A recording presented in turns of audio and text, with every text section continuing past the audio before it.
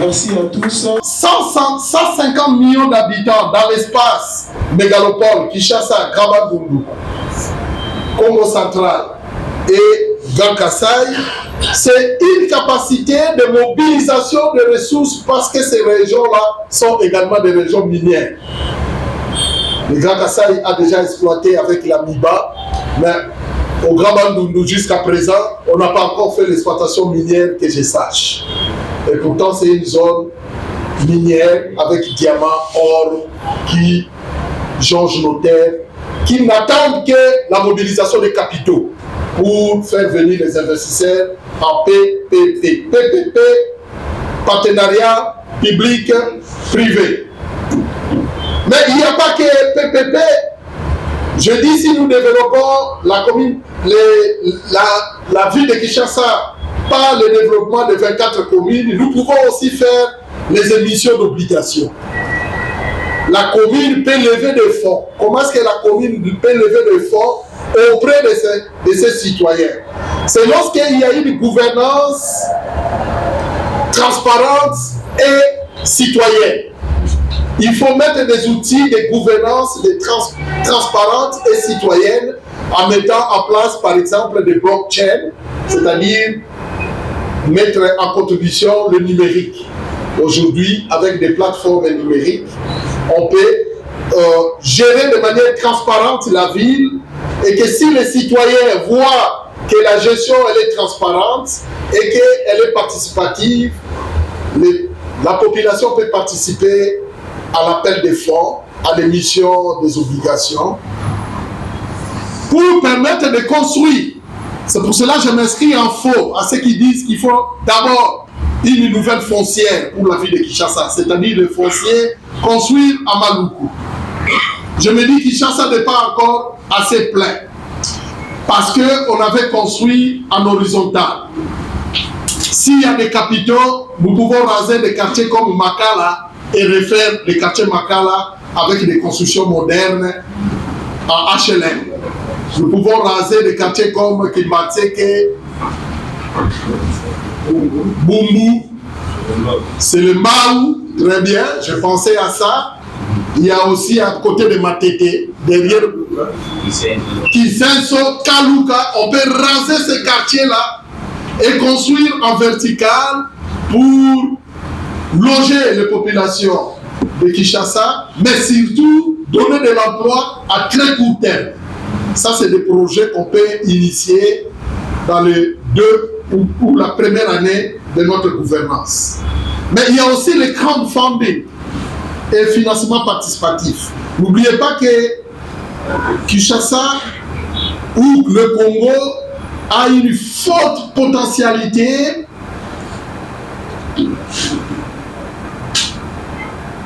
dans la diaspora. Nous avons une population croissante et nantie et bien éduquée. Cette population n'attend que les meilleures occasions, les meilleurs moments, les vrais dirigeants futuristes pour rentrer au pays et investir.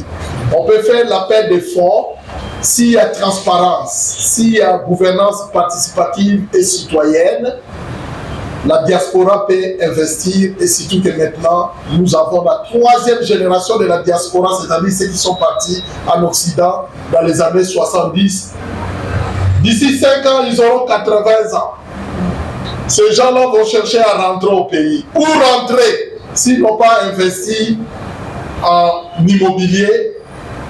Et c'est là tous les défis que nous nous proposons de relever en faisant le crowdfunding.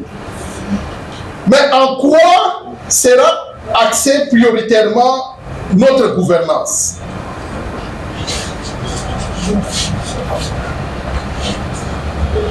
Je retenu 3 axes prioritaires. Ici, ce qu'il faut retenir lorsque je parle des axes prioritaires, en fait, en réalité, il s'agit plutôt des besoins. Les besoins prioritaires que je décline en 3 axes. Et pour ce, je fais un plan stratégique.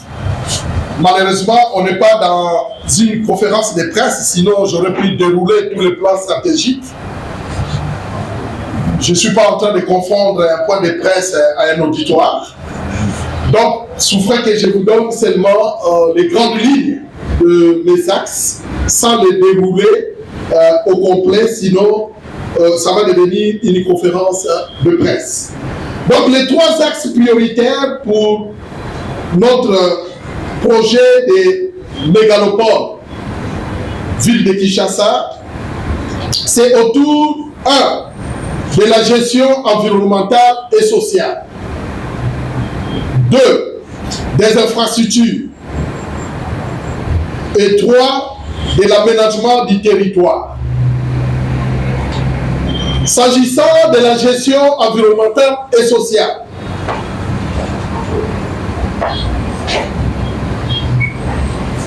dès l'entame de notre gouvernance, nous allons mobiliser des ressources sans commune mesure pour la salubrité et la gestion des déchets, je venais de le dire tantôt pour la commune de Kinshasa, y compris la gestion sous partenariat public-privé de la régie d'assainissement de la ville de Kinshasa. Il faudrait maîtriser le foncier urbain, en faire surtout une importance capitale,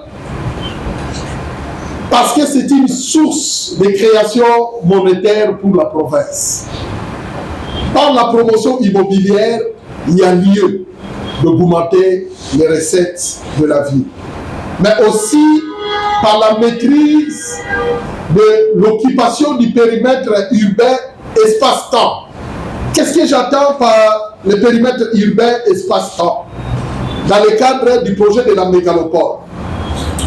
Vous êtes d'accord avec moi que dès lors qu'on pourra réduire l'espace et le temps entre Kinshasa et Kouamout au Grand Bandung, Kinshasa et Chikapa au Grand Kassai, Kinshasa et Boma, qui avoisine à peu près dans les 400-450 km.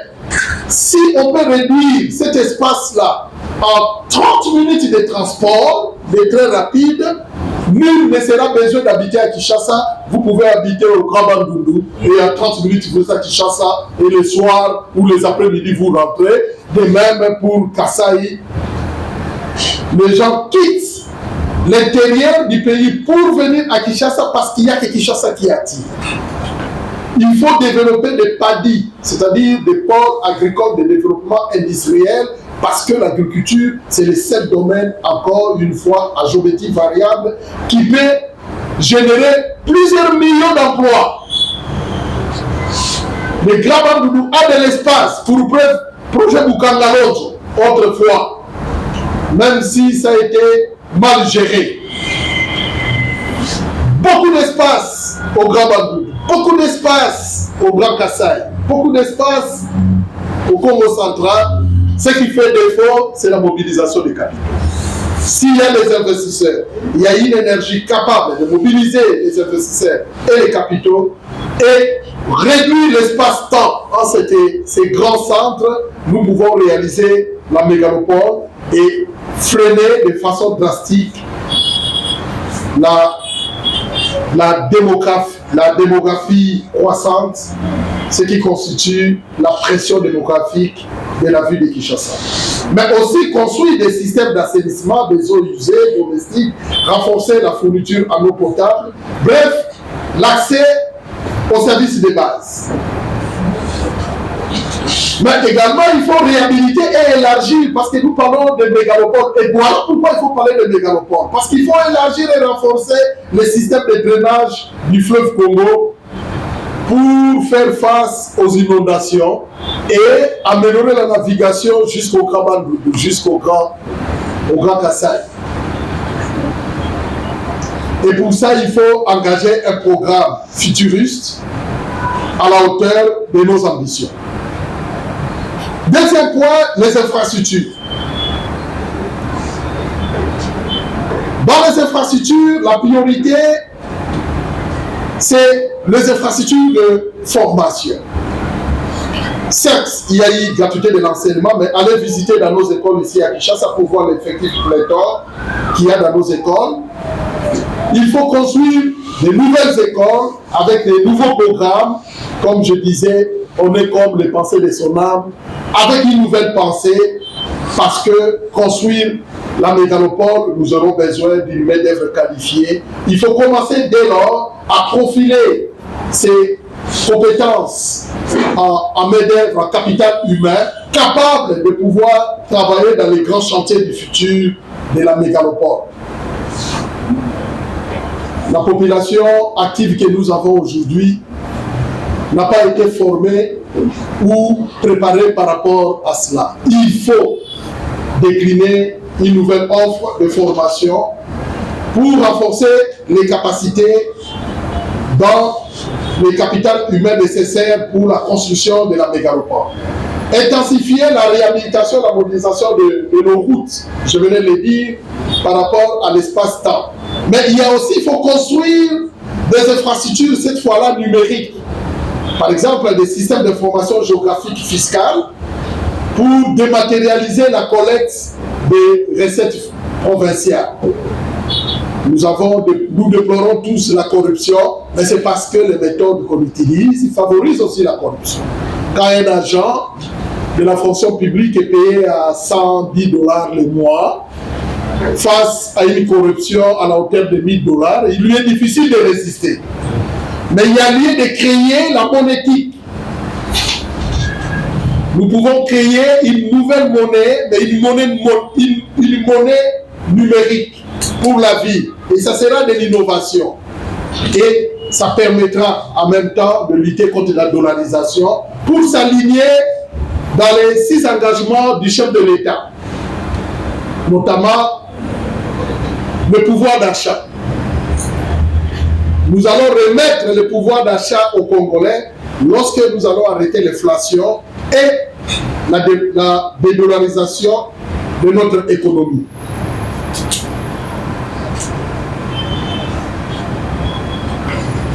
La création d'emplois dans les 6 axes du chef de l'État.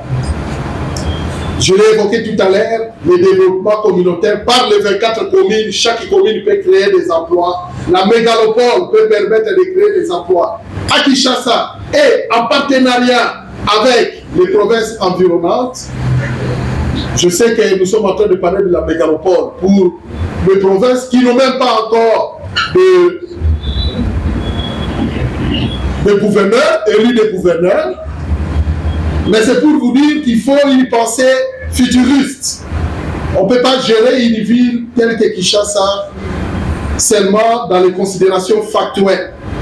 Il faut se projeter dans le temps. Il faut également d'autres techniques innovantes pour la circulation et la sécurité routière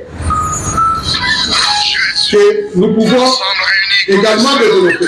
Opérer au sein de la mégalopole un bureau d'études et de planification hautement qualifié pour adresser les défis de la croissance urbaine, de l'utilisation du sol, du sous-sol, du logement et la mise en valeur du capital humain de nos populations. Intensifier la réhabilitation et la modernisation des routes, encore dans l'aménagement,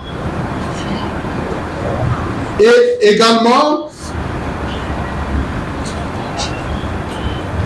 lancer l'érection de la ville mégalopole, qui est la solution futuriste, et pris par l'amour de la ville de Kinshasa. Nous sommes aujourd'hui disposés à donner notre contribution, de près ou de loin, mais surtout, notre bonheur sera de voir cette ville éclore et permettre non seulement à ses filles et fils de la ville de Kinshasa, mais plutôt à toute la région de Léopoldville.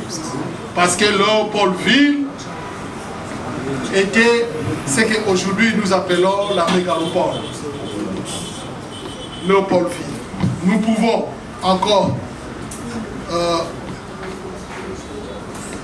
redorer le blason longtemps terni de la ville de Kinshasa pour que demain, nos enfants, nos petits-enfants puissent vivre le bonheur. Et voilà pourquoi nous avons donné notre contribution à cet exercice. Encore une fois, je vous dis un grand merci.